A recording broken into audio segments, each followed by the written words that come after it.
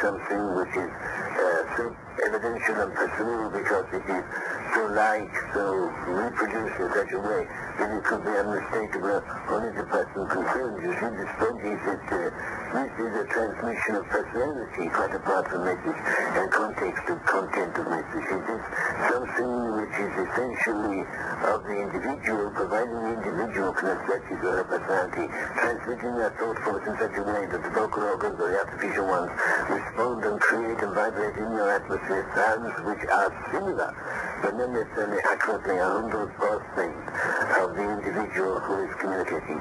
Sometimes, of course, an individual who is more experienced will transmit in the first person for the person concerned, which sometimes can be confusing.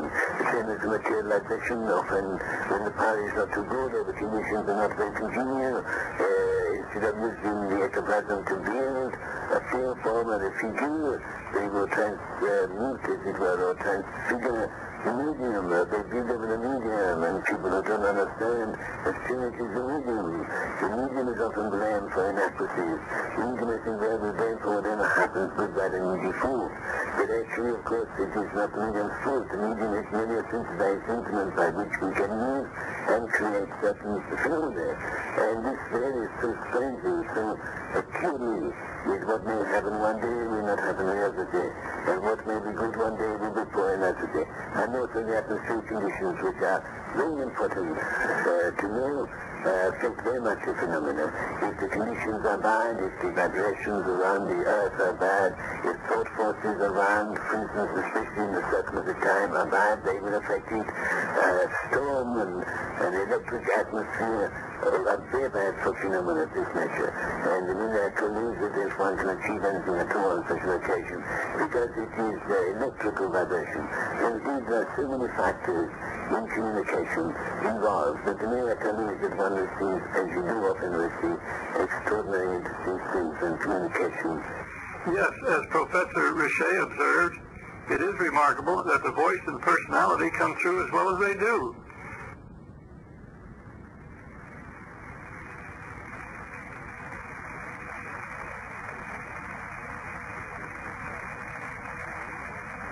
Now we hear the delightful voice of the beloved English actress Ellen Terry.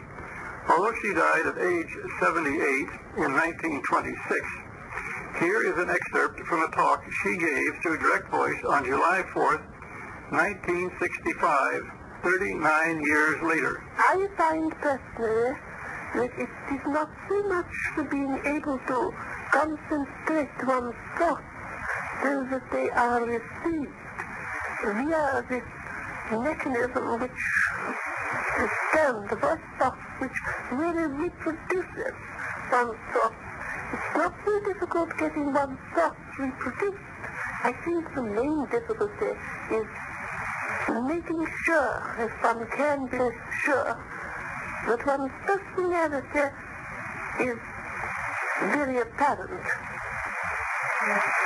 You see, if you can realize that in this communication it is really a form of thought transference.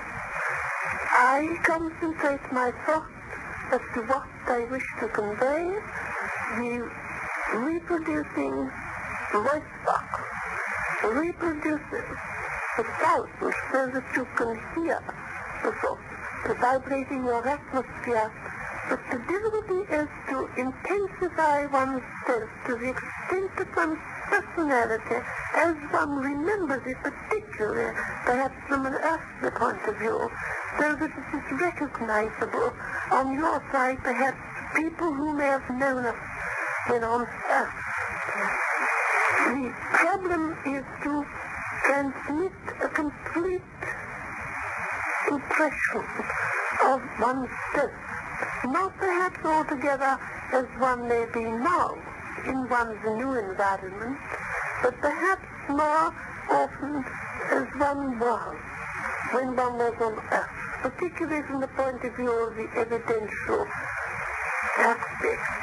Of course, we're much more concerned with transmitting our thoughts and our personality as to our present state which from our point of view obviously is the important thing. But we have to bear in mind that there are people in your world who are waiting for what they feel is substantial evidence of personality. And of course you must remember that quite often, and indeed in most instances, one must change. One does not remain the same. One does not remain as one was. If it were so, it seems rather pointless to go on living in any conditional world. But of course the evidential value of reproducing one's old self is important, and that is the problem and the difficulty. It is not so difficult perhaps in a sense to reproduce oneself if you've only just recently come over, because you have not in consequence changed so drastically. And when you make the attempt to communicate, if you are successful, it is more likely that you will reproduce a great deal of yourself as you were known. But to those souls who have progressed and have gone on, as it were, to a higher condition of life, the old self is very different. For instance, a person such as myself who was aged, if I were to come back as I am now, in appearance and in personality, a much younger woman, although I reproduce that self as I am, which would be preferable, because I would rather people know that I am no longer an old lady. But if I were to do that, people would say, oh, that couldn't possibly be, because she was very old when she died, and her voice was very different, you see, and so on. But people must remember that if we come, as we do, from spheres far removed from your world, then not only have we mentally and spiritually advanced, but also, in a sense, if I can use the expression physical, although it is not the correct word, because you will naturally think of the material aspect entirely. But the point is that we outwardly have changed. For instance, no longer has one an aged body, no longer does one suffer from the material ailments that one may have had when on earth. One's body is young and revitalized. It is quite different.